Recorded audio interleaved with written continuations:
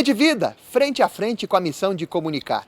A missão de comunicar em 2023 na visão da filosofia e da comunicação social. Reportagem que não para deste domingo, 8 de janeiro, traz a participação do renomado professor de jornalismo e filósofo Clóvis de Barros Filho. A missão de comunicar em 2023, na visão do professor. Nesse estreitamento de distâncias e contatos e afetos que as novas técnicas proporcionam, eu imagino que deva haver uma preocupação crescente com a responsabilidade sobre o que dizemos, uma preocupação em comunicar coisas verdadeiras e coisas verdadeiras a respeito de nós mesmos.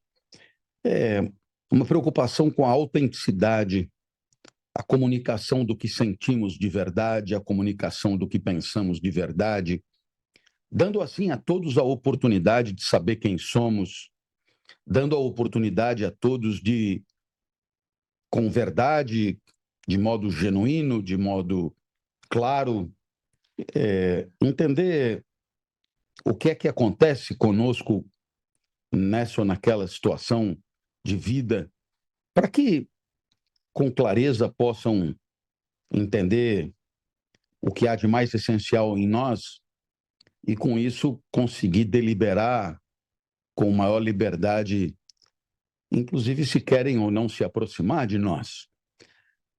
Essa autenticidade é imprescindível para que as pessoas, com muita justiça, possam estar informadas a nosso respeito e, com isso, poder deliberar se de fato querem ou não a nossa amizade, se querem ou não a nossa aproximação, gozar da nossa intimidade. E essa clareza evitará no futuro decepções, desagrados, enfim, tudo aquilo que a mentira costuma trazer de ruim e de nefasto para as relações. A verdade sobre si mesmo é um exercício importantíssimo de civilidade, de convivência, de harmonia. Muitas vezes somos estimulados, constrangidos e até obrigados a falsear a verdade sobre nós mesmos. Muitas vezes a hipocrisia que toma conta do tecido social nos leva de roldão e, desse modo, estamos o tempo inteiro manifestando aquilo que não coincide com a nossa crença mais genuína, mais fundamental. E isso, é claro, acaba desnorteando nossos interlocutores, inviabilizando a consciência que possam ter a nosso respeito e, muitas vezes, criando expectativas que não correspondem em nada ao que pretendemos para nós. Relações ricas, relações frutuosas, são justamente aquelas em que a confiança nasce do conhecimento do outro e de expectativas ajustadas a essa fidelidade que todos temos ou podemos ter ao que prometemos, ao que pactuamos, ao que sugerimos, ao que propomos na hora de conviver. De modo que uma convivência hipócrita é nefasta, porque ela condena interlocutores a interagir com quem não existe, a interagir com uma construção fictícia e mentirosa. E isso é o que realmente é relevante quando falamos em comunicação. Estamos o tempo inteiro comunicando. Poderíamos dizer que é impossível não comunicar. Estamos o tempo inteiro através dos nossos gestos, ações, reações, palavras e silêncios, estamos o tempo inteiro propondo mensagens sobre nós mesmos. E quanto mais essas mensagens, de modo verdadeiro e genuíno, espelharem nossos afetos, mais poderemos permitir a quem conosco interage uma compreensão do que podem esperar de nós. E isso é muito bem-vindo. Infelizmente, o que assistimos muitas vezes é o incentivo do contrário, a apologia do hipócrita, a celebração do falseador, muitas vezes tido por todos como astuto, sagaz. O falseador, ao mentir sobre si mesmo, leva todos ao engano e, com isso, obtém vantagens comezinhas e imediatas, o que de modo nenhum ajuda na harmonia e na lisura das relações. Então, eu penso que toda a preocupação deve estar centrada na ética, no momento em que agimos no mundo, interagimos e nos relacionamos com os demais. Clóvis de Barros considera positiva termos referências. A referência da nossa comunicação este ano é o centenário do cofundador da Rede Vida, Dom Antônio Maria Mútil. O Canal da Família lembra ao longo de 2023 o centenário de nascimento de Dom Mútil. Professor Clóvis de Barros apoia e aprova a iniciativa de resgatar valores, como a figura de Dom Antônio, para a Rede Vida. Esse momento auspicioso e belo de celebração de data tão importante deve ensejar sadia reflexão sobre as referências que temos que ter na hora de fazer nossas escolhas. Aqueles que trabalham com comunicação coletiva,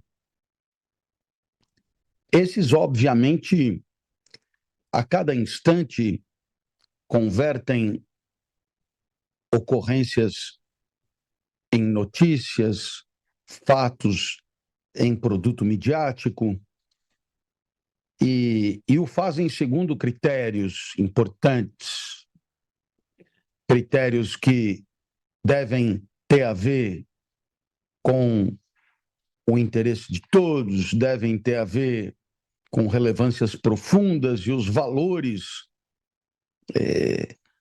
desse meio de comunicação específico. Não é possível noticiar tudo, não é possível comunicar tudo, não é possível apresentar o mundo como ele é. O mundo é infinitamente complexo e não se deixa traduzir tal como ele é. De modo que, quando trabalhamos com comunicação, somos obrigados a atribuir valor com vistas a selecionar. Não é possível selecionar atividade precípua de toda a pauta, não é possível selecionar senão a partir da identificação do que vale mais. E o que vale mais implica uma clara certeza sobre os valores das ocorrências. E esses valores, por sua vez, carecem de referências importantes sobre o que é mais e o que é menos importante. Quando um fato cai da pauta em nome de outro fato, é porque esse segundo fato superveniente superou em valor o primeiro. E isso resulta de uma operação criteriosa do fazer jornalístico, operação criteriosa que permite ao editor estar sempre apresentando a seus espectadores o resultado do seu trabalho, que não é um trabalho exaustivo de natureza universal, mas é um trabalho seletivo, criativo e valorativo. É por isso que o trabalho do jornalista não pode estar à mercê do acaso, dos interesses de circunstância, das pressões de ocasião, porque por detrás de tudo isso importa muito mais aquilo que aquela organização, aquela empresa pretende mostrar do mundo, aquilo que mais importa para aqueles que estiveram no seu nascedouro e que foram responsáveis por balizar seus caminhos, suas decisões, sua história, suas estratégias, sua vida, em suma. De modo que, quando trabalhamos com comunicação no interior de uma organização, devemos estar finamente alinhados com os valores que essa organização sempre professou. Muitas vezes alinhados também aos valores do seu próprio fundador. E essa é a nossa responsabilidade. Se isso, porventura, não coincidir com nossas expectativas profissionais, pois então, provavelmente estejamos trabalhando no lugar errado. Desse modo, uma organização de comunicação de natureza confessional, tal como é a Rede Vida, ela necessariamente deve apresentar o mundo por intermédio de uma perspectiva cristã, o que pressupõe valores de Jesus, valores apresentados por Jesus como os mais fundamentais para a existência de nós humanos. E esse alinhamento não pode ser, de forma nenhuma, submetido a abalos por conta de interesses de circunstância. E é por isso que o pleno conhecimento da história da organização, do espírito dos seus fundadores, é imprescindível para que essa missão continue viva, vertical e digna. Só assim haverá, por parte de todos os espectadores, a confiança, a certeza a respeito do que ali encontrar, sem modismos, influências perturbadoras de última hora, inclinações de imediatismo que podem comprometer em muito uma relação de confiança que tarda demais para ser construída, mas que, quando consolidada, tem valor inestimável. Professor, as pessoas estão acreditando mais, por que as pessoas estão acreditando mais em redes sociais do que recebem WhatsApps, Facebooks, por aí vai, e não na chamada imprensa tradicional? Ou é um engano de percepção meu? Bem, eu penso que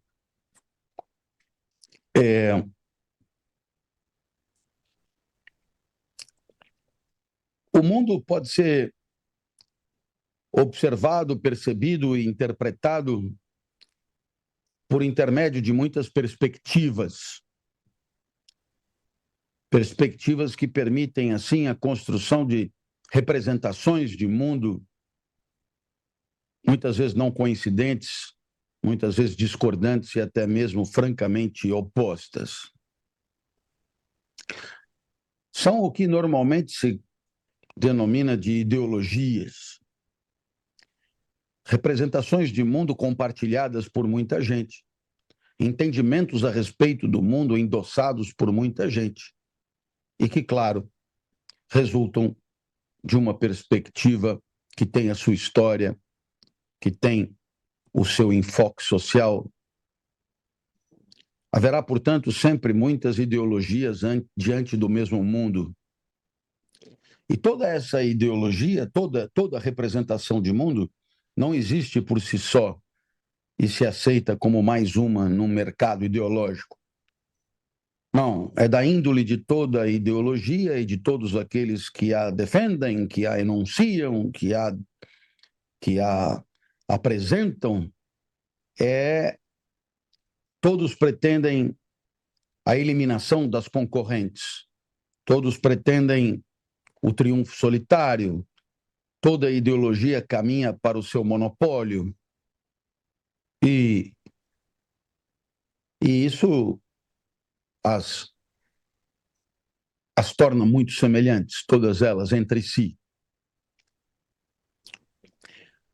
Ora, é muito comum, então, que diversas ideologias acabem encontrando seus próprios meios de circulação de discurso, seus próprios meios de apresentação de argumentos, seus próprios espaços de legitimação, de aplauso, de adesão, de propaganda.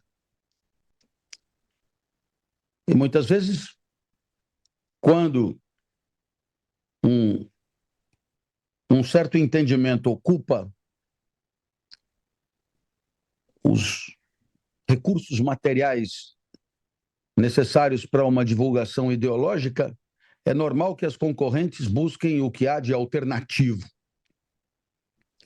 Nesse sentido, as tribos na internet, elas abrigam ao infinito interpretações de mundo para todos os gostos.